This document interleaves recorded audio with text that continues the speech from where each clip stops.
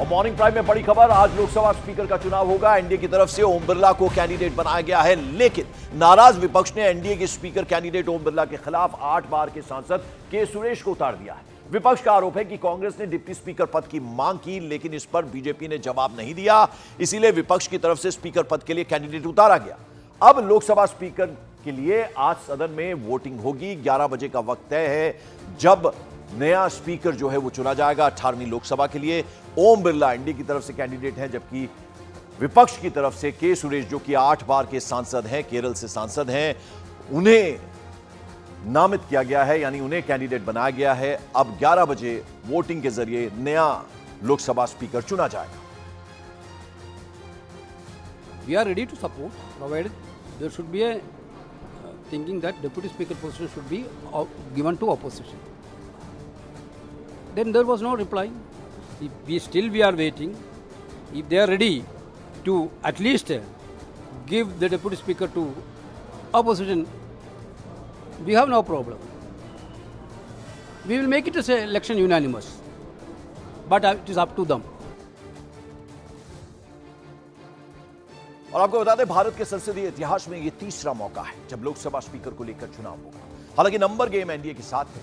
लोकसभा में एनडीए के 293 एमपीज हैं, जबकि इंडिया गठबंधन के सांसदों की संख्या 234 है, 234 है। जबकि चुनाव जीतने के लिए 272 वोट जरूरी होते हैं, यानी 272 वोट जरूरी हैं। ऐसे में विपक्ष ने स्पीकर के लिए अपना प्रत्याशी जरूर उतारा है, लेकिन फिलहाल अगर हम नंबर गेम की बात करें तो ऑपोजिशन के पक्ष में वो नंबर्स नहीं जाते हुए नजर आ रहे हैं। यानी नंबर गेम में अभी एनडीए का पलड़ा भारी है, लेकिन डिप्टी स्पीकर का पद मांग रहा था विपक्ष, और जब उस पर कोई जवाब नहीं मिला एनडीए की तरफ से तो नाराज हो गए। और अब ऐसे में उन्होंने के सुरेश को कैंडिडेट बनाया है और बीजेपी की तरफ से व्हिप जारी कर दिया गया, यानी सबको 10:30 बजे तक संसद भवन पहुंचने के लिए अपने एमपीज को कहा गया है। समर्थन सहयोगी दलों का एनडीए के साथ है और वो जो नंबर है 272 उससे कहीं ज्यादा है एनडीए के पास। तो ऐसे में अभी नंबर गेम में एनडीए का पलड़ा भारी नजर आ रहा है, लेकिन विपक्ष ने अड़ंगा लगा दिया है। के सुरेश जो कि 8 बार के एमपी हैं, केरल से आते हैं, वहां से सांसद चुने जाते हैं, वो अब जो हैं वो विपक्ष की तरफ से कैंडिडेट हो गए। अरुण सिंह मेरे सहयोगी इस वक्त हमारे साथ जुड़ रहे हैं। अरुण, कल जब हम आपसे बात कर रहे थे तो ऐसा लग रहा था कि निर्विरोध चुने जाएंगे ओम बिरला, लेकिन डिप्टी स्पीकर का पद लगातार विपक्ष मांग रहा था, जिस पर कोई माकूल जवाब नहीं मिला एनडीए की तरफ से, तो वो नाराज हो गए। अब अड़ंगा लगा दिया उन्होंने। देखिए, उन्होंने ये कहा कि सम्मान के लिए ये लड़ाई लड़नी जरूरी है। उनका ये कहना था, कांग्रेस के लोगों का और विपक्ष के, कि जब यूपीए का शासनकाल था तब से ये परंपरा चली आ रही है, उसके काफी पहले से, कि अध्यक्ष अगर सत्ता पक्ष का है तो उपाध्यक्ष विपक्ष को जाता ही है। लेकिन इस मामले में सरकार ने साफ जवाब नहीं दिया, कोई शब्द नहीं दिए कि हाँ हम आगे चल के विपक्ष को दे देंगे ये पद। और उनका ये कहना था, वेणुगोपाल की बाइट आपने सुनवाई, वेणुगोपाल का कहना था कि राजनाथ सिंह से ही बात हुई थी, टीआर बालू भी उनसे बात करने गए थे, यही बात हुई थी कि भाई हम समर्थन करने को तैयार हैं, लोकसभा का अध्यक्ष निर्विरोध चुन लिया जाए, परंपरा के मुताबिक, इसमें कोई दिक्कत नहीं है, लेकिन एक शब्द कह दीजिए कि लोकसभा का उपाध्यक्ष विपक्ष को जाएगा। अब सरकार ये पूछ रही कि आपस में इनकी खुद ही सहमति नहीं है कि कांग्रेस का होगा किसी और दल का होगा। कांग्रेस ये कह रही कि पहले आप ये तो तय कर दीजिए कि उपाध्यक्ष का पद हमें दे रहे हैं, फिर हम आपस में बैठ के तय कर लेंगे।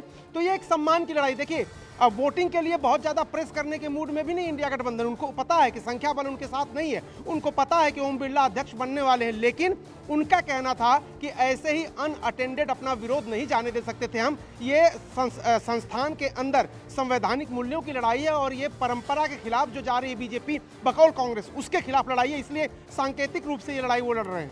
अच्छा अरुण, जरा ये बताइए, टीएमसी जो है वो खुलकर नहीं बोली थी, उन्होंने अपने पत्ते साफ नहीं किए थे, उनके रुख का कुछ पता चल पाया के सुरेश के नाम को लेकर?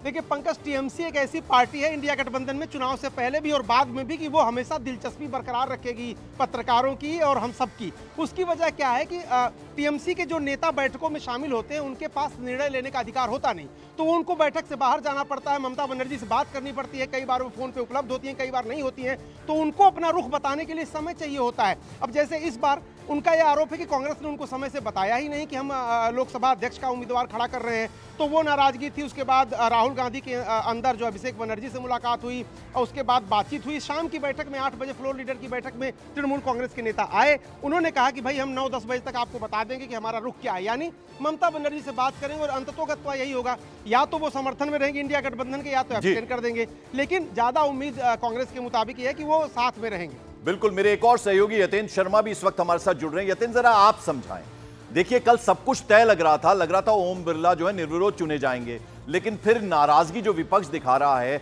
डिप्टी स्पीकर का पद वो मांग रहा था, तो उसके लिए शायद तैयार नहीं था एनडीए। क्या कारण रहा कि ये स्थिति बन गई? देखिए पंकज, ये कहना अभी थोड़ा सही नहीं होगा कि एनडीए तैयार नहीं था या सत्ता पक्ष तैयार नहीं था डिप्टी स्पीकर पद के लिए, क्योंकि जब राजनाथ सिंह के कक्ष में केसी वेणुगोपाल और टीआर बालू अंदर गए तो उन्होंने जाते ही पहली शर्त रखी कि उनको डिप्टी स्पीकर का पद चाहिए। अगर आप ये डिप्टी स्पीकर का पद देते हैं तभी वो निर्विरोध स्पीकर का चुनाव होने देंगे। यानी कि पहली जो मुलाकात थी कल राजनाथ सिंह के साथ, उसमें पहले ही शर्त रख दी बातचीत शुरू होने से पहले ही। हालांकि राजनाथ सिंह की तरफ से ये कहा गया कि वो आपकी इस बात पर जो विपक्ष का जो यतेंद्र, आप और अरुण जो है ना अंदर की खबरें लाते, तो बताइए ना हुआ क्या? डिप्टी स्पीकर का चुनाव बाद में होना है। देखिए मैं वही आपको बता रहा हूँ, राजनाथ सिंह ने साफ तौर पर कहा कि शर्त पहले नहीं रखनी चाहिए, अभी स्पीकर का चुनाव है, जब डिप्टी स्पीकर का चुनाव होगा तो आपकी इस मांग पर जरूर विचार किया जाएगा और उस पर सभी पक्षों से बातचीत की जाएगी और उस आधार पर फैसला लेंगे। राजनाथ सिंह की तरफ से मना नहीं किया गया था, लेकिन विपक्ष अपनी बात पर अड़ा रहा। केसी वेणुगोपाल ने कहा कि अगर आप लिखित में आश्वासन देंगे तभी हम स्पीकर का चुनाव होने देंगे, और ये सत्ता पक्ष को नागवार गुजरा कि जो बातचीत होती है वो आपसी समन्वय के आधार पर होती है, शर्तों के आधार पर नहीं होती।